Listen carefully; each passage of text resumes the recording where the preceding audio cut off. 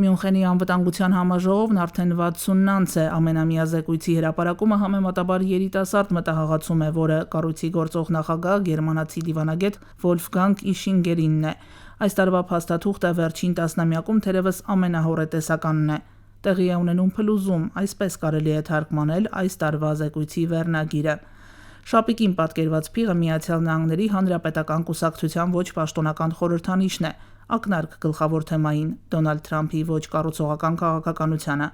Եթե նախկինում Միացյալ Նահանգների դաշնակիցները կարող էին հույս դնել ամերիկյան ուժի և գործող աշխարհակարգի սկզբունքների վրա, այսօր դրանք այդքան էլ վստահելի չեն, գրում է Իշինգերը զեկույցում, նշելով, որ դարաշրջանը, երբ Եվրոպան բարգավաճում էր ամերիկյան հովանավորության ներքո, ավարտվել է։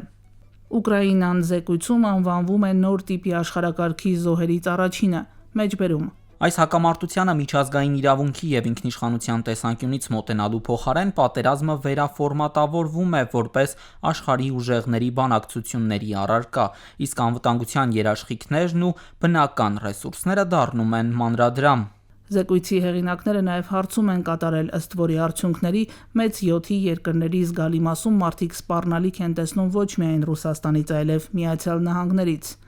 Ինչ է լինելու հետո հարցի անուղղակի պատասխանը զեկույցում հոռետեսական է, մեջբերում։ Տարածաշրջանային հեգեմոնները կշարունակեն գերիշխել ու խաղի նոր կանոններ սահմանել իրենց ազդեցության գոտիներում։ Ուղիղ մեկ տարի է անցել Մյունխենի համաժողովում Միացյալ Նահանգների փոխնախագահ Ջեյդի Վենսի սենսացիոն ելույթից, որում Եվրոպան սուր քննադատության էր ենթարկվել միգրացիոն քաղաքականության և խոսքի ազատության համար։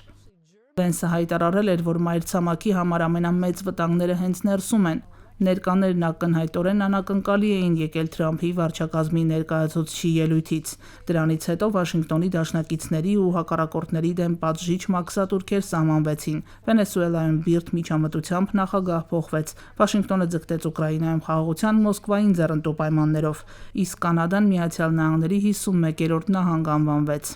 Փորձագետների կանխատեսմամբ 62-րդ համաժողովը ևս անվտանգային տեսանկյունից ունենալու է որոշիչ նշանակություն։ Փետրվարի 13-ին մեկնարկող հանդիպմանը Միացյալ Նահանգները ներկայացնելու է պետքարտուղար Մարկո Ռուբիոն, ներկայուն լինելու ավելի քան 5 տասնյակ պետությունների ղեկավարներ։ Ինչով աչքի կընկնի համաժողովն այս անգամ դեռևս դժվար է ասել, բայց այն անցկացվում է Եվրոպայի խիստ երերուն անվտանգային պայմաններում։ Թրամփի նկրտումներն արդեն հատել են Եվրոպայի աշխարհագրական սահմանները։ Գրենլանդիայի հարցում Սպիտակ տան ղեկավարը չի բացառել անգամ ուժի կիրառման հնարավորությունը։